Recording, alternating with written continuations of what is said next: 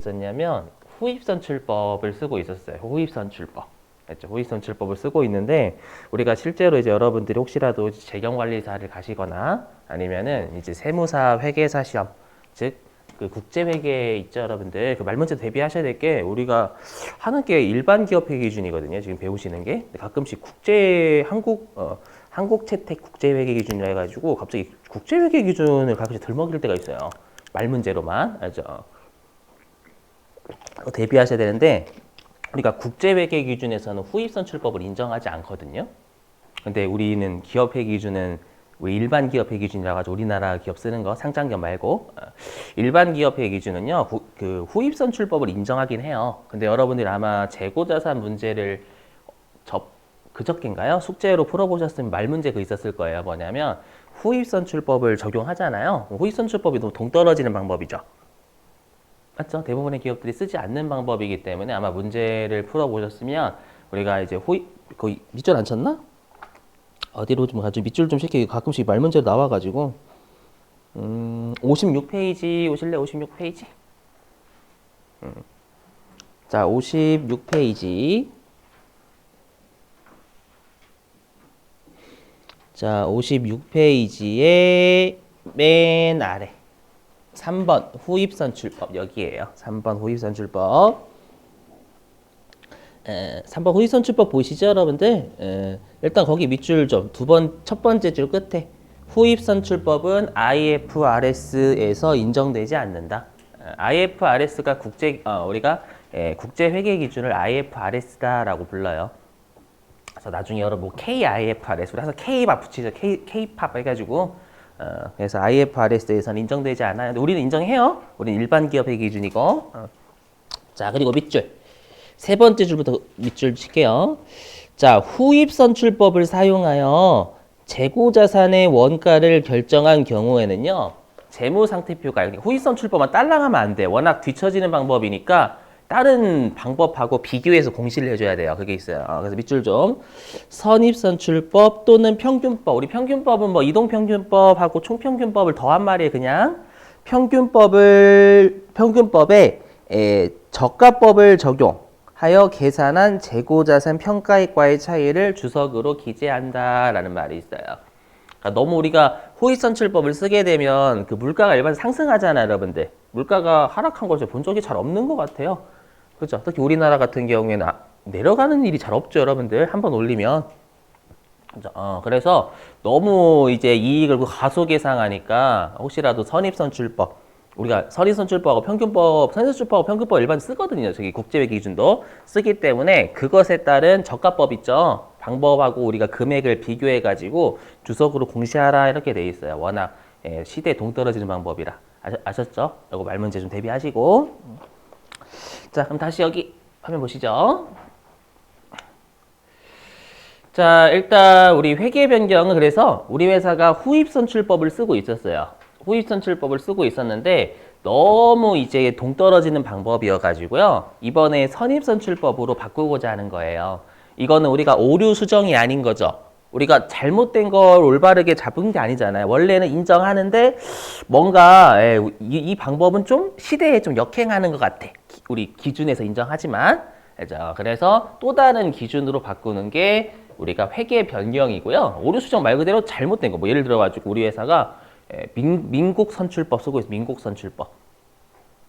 그러니까 이상한 방법이다라는 거예요. 그래서 이번에 우리 회사가 선입선출법으로 간 거는 오류 수정이 되는 거예요. 아셨죠? 이렇게. 자, 그래서 여기 배우셨던 거 빨리 설명. 그래서 우리가 여기서 외우실 건 정당한 회계 변경과 정당하지 않은 회계 변경인데 이건 어렵지 않아요, 여러분들. 보시면.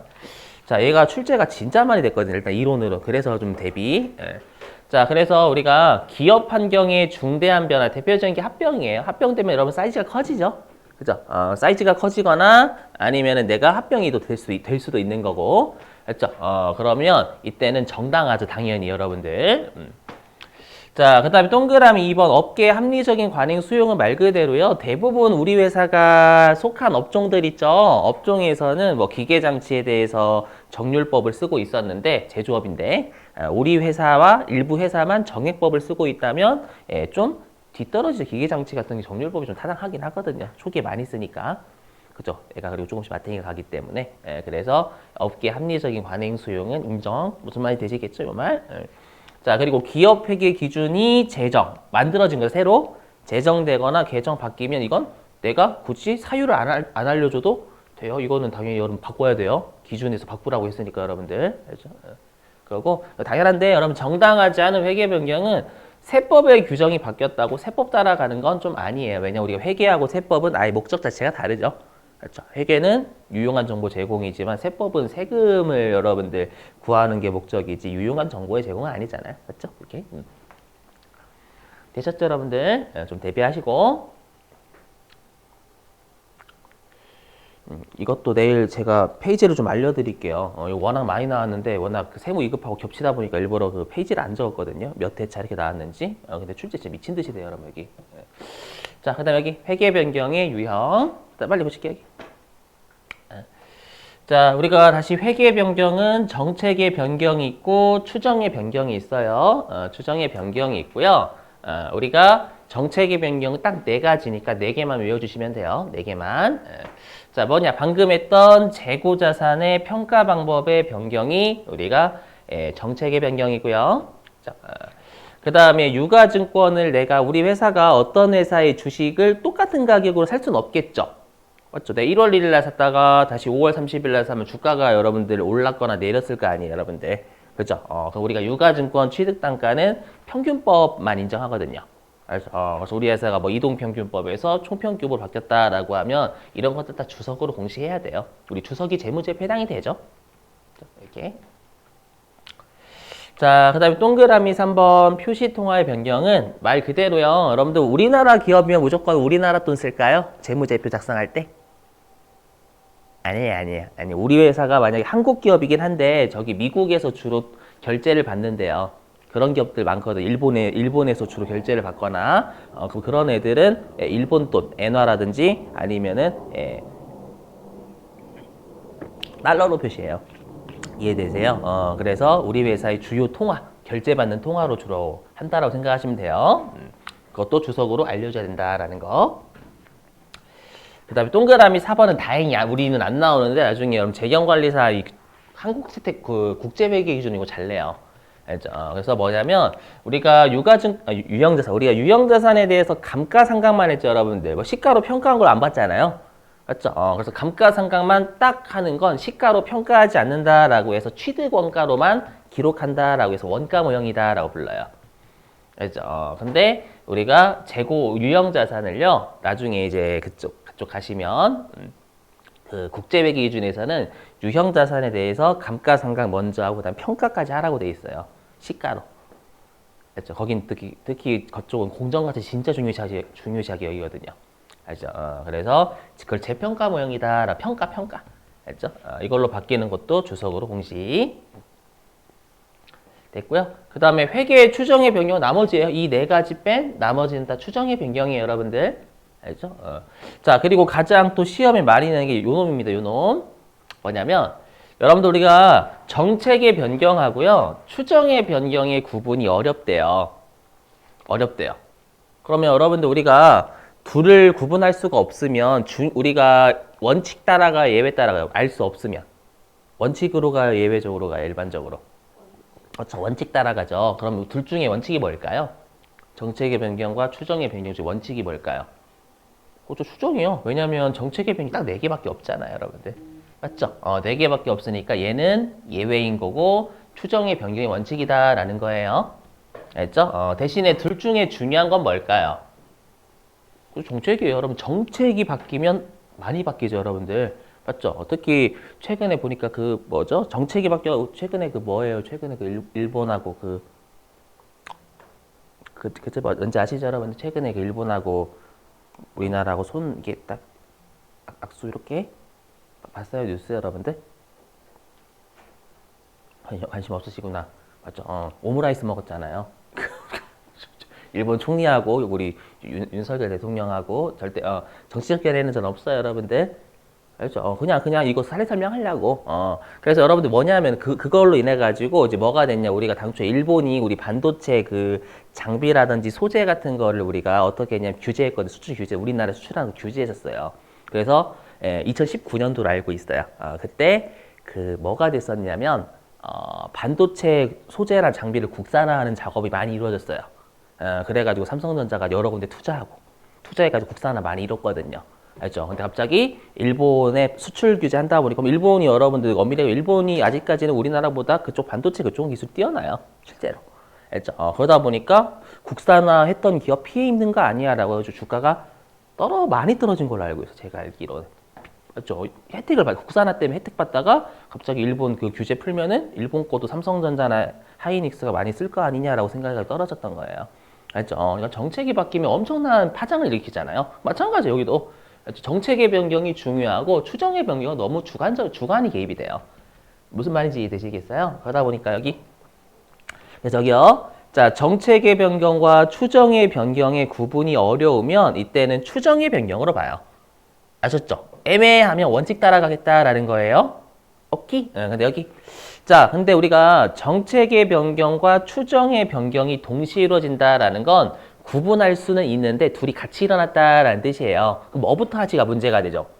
구분할 수 없으면 뭐로 볼까 이게 문제고 구분할 수 있으면 뭐부터 할까 이게 문제잖아요. 그럼 우리가 중요한 것부터 해요. 중요하지 않은 것부터 해요. 그렇죠. 중요한 것부터 하는 게 정상이죠. 중요한 여기 정책의 변경부터 먼저 한다라는 거예요. 이렇게 틀 잡고 외우시는 거예요, 여러분들. 아셨죠? 당연히 정책, 이름이 정책 들어가니까 중요. 하지만 네 가지밖에 없으니까 원칙은 추정 이렇게 하죠. 자, 그 다음에 세무 1급은 여기도 출제 엄청나게 합니다. 세무 2급에서는 여기는 많이 그렇게 출제하는 편도 맞긴 해. 솔직히. 근데 세무 1급은 더 꼼꼼하게 물어봐요, 여기요. 여기도 그냥 외우시는 게 아니라 알고 계셔야 돼요. 자, 이미 했는데 우리 소급법 여기 해볼게요. 여러분 혹시 소급이 뭔지 아세요? 소급이 뭐냐면 지금 만든 법을요 과거에도 그대로 적용시켜 버리는 걸 소급법이라고 불러요. 알죠? 예를 들면 갑자기 이제 우리나라 요즘 특히 또 마약 많이 활성화됐죠. 막 그 지하에 보면은 마약 그쪽이 진짜 여러분들 많이 활성화됐더라고요. 그래서 우리나라가 이제 심각성을 깨닫고 지금은 마약해도 뭐 집행유예나 그 정도 하더라고요 보니까.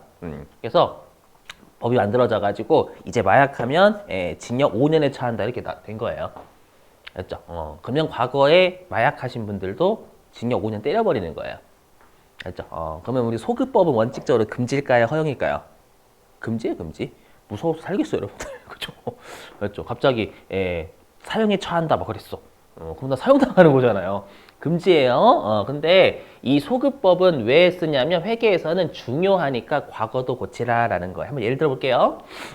우리 회사가 어떻게 되냐면 우리 회사가 과거서부터 전년도 말, 올해 연도 초죠? 올해 연도 초까지는 뭘 쓰고 있었냐면 정액법을 쓰고 정액법을 쓰고 있었고 감가상각비가 총 5억이었대요. 감누가 5억이라는 얘기였죠, 여러분들. 근데 우리 회사가 이제 올해 초부터 정률법으로 바꾸고자 하는 거예요, 감가상각 방법을. 알죠? 그럼 어떻게 하라라고 돼 있냐면, 그러면 과거서부터 올해 연도 초까지 새로운 방법인 정률법으로 했더라면 감가상각비가 얼마인지 다시 계산을 하게 돼 있어요. 바꾸고자 한다면. 알죠? 그래서 해봤더니 감가상각비가 7억이래요. 그러면 과거부터 올해 연도 초까지 감가상각비 2억을 과소 계산한 거죠. 네? 그렇죠? 그럼 비용을 과소했으니까 이익이 과대가 되고 이익이 과대가 되면 이익잉여금이 과대가 되는 거잖아요, 여러분들. 맞죠? 그걸 어떻게 하냐라는 거예요. 맞죠? 여기 우리 이미 했었죠. 여기 소급법은 뭐냐면 이거예요. 기존 방법과의 차이를 이익잉여금에 반영. 왜냐하면 중요해서 소급법 써요.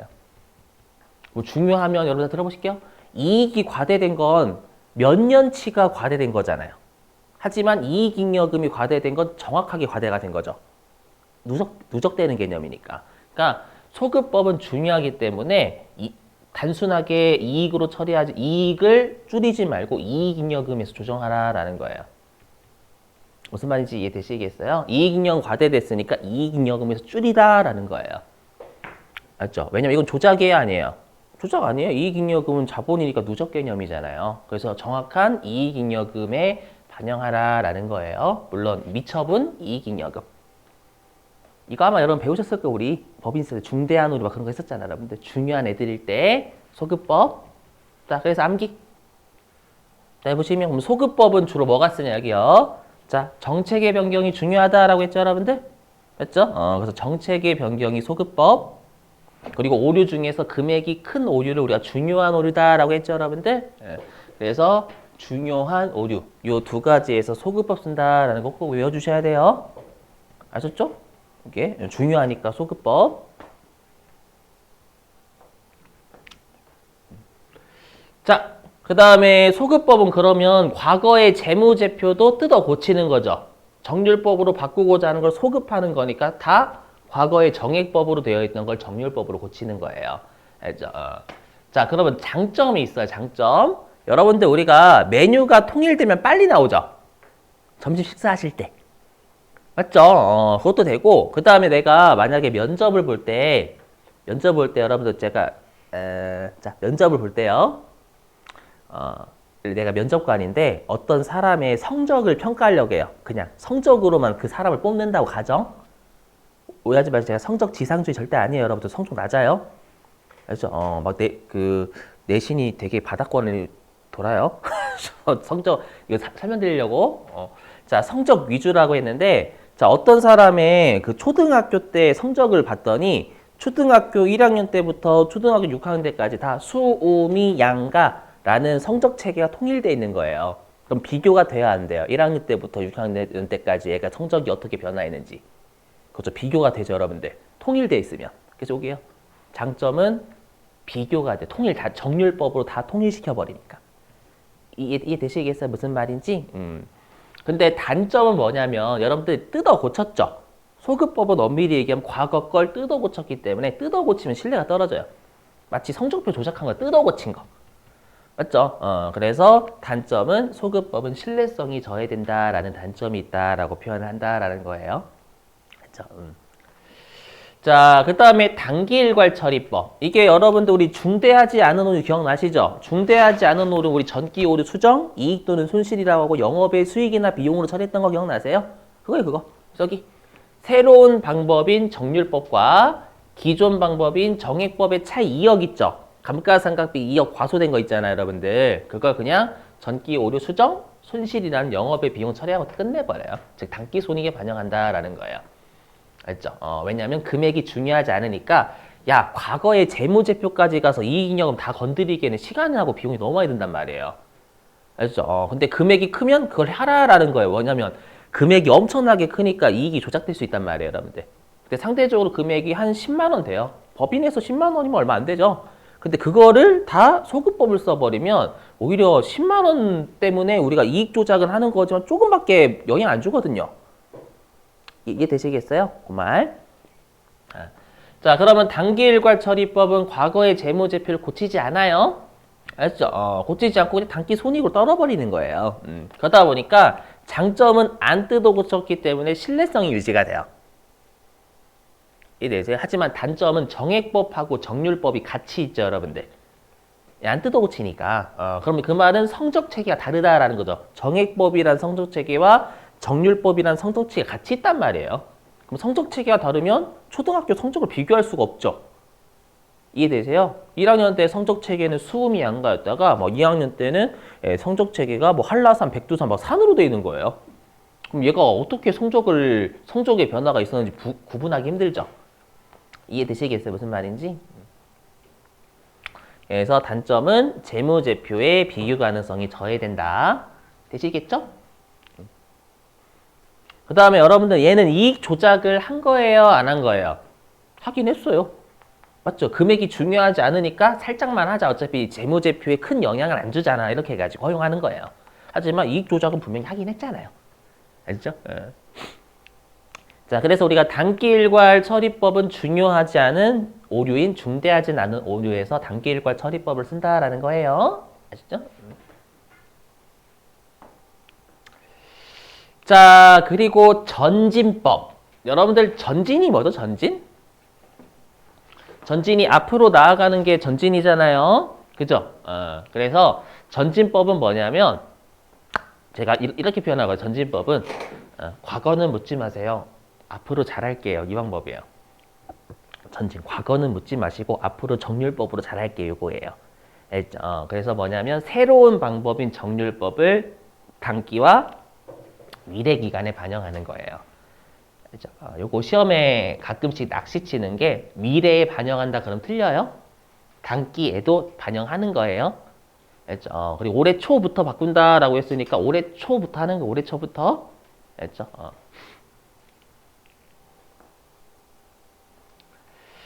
자, 그 다음에 과거의 재무제표를 수정하지 않죠 해도 앞으로 잘할게요니까 정액법은 내버려 두고 정률법으로 올해 연도부터 가는 거예요. 자, 그럼 장점. 일단 안 뜯어 고쳤으니까 신뢰가 가고요. 그 다음에 이익 조작도 안 했죠. 맞죠, 여러분들? 어디 반영 안 한 거니까.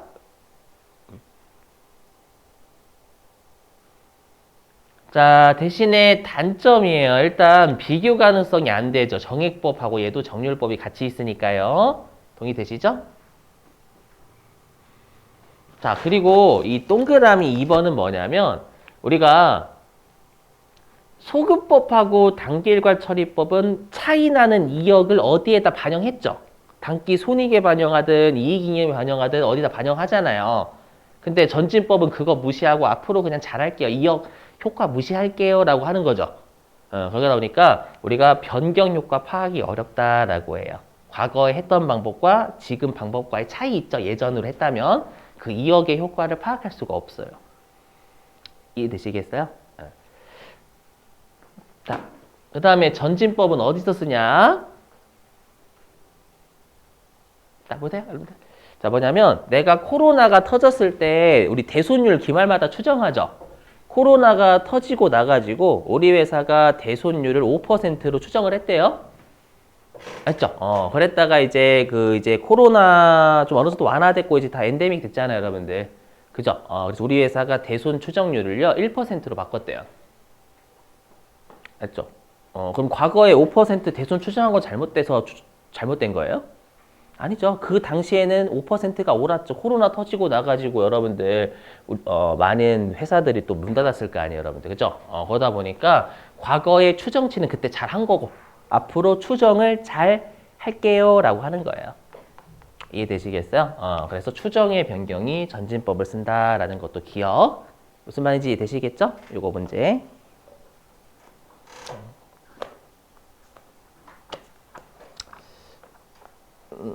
자, 요거는 숙제로 대체를 할게요, 여러분들. 숙제로 대체를 하고. 됐고요. 이거 됐고. 자, 이제 이연법인세 여기 할게요. 이연법인세. 제가 어저께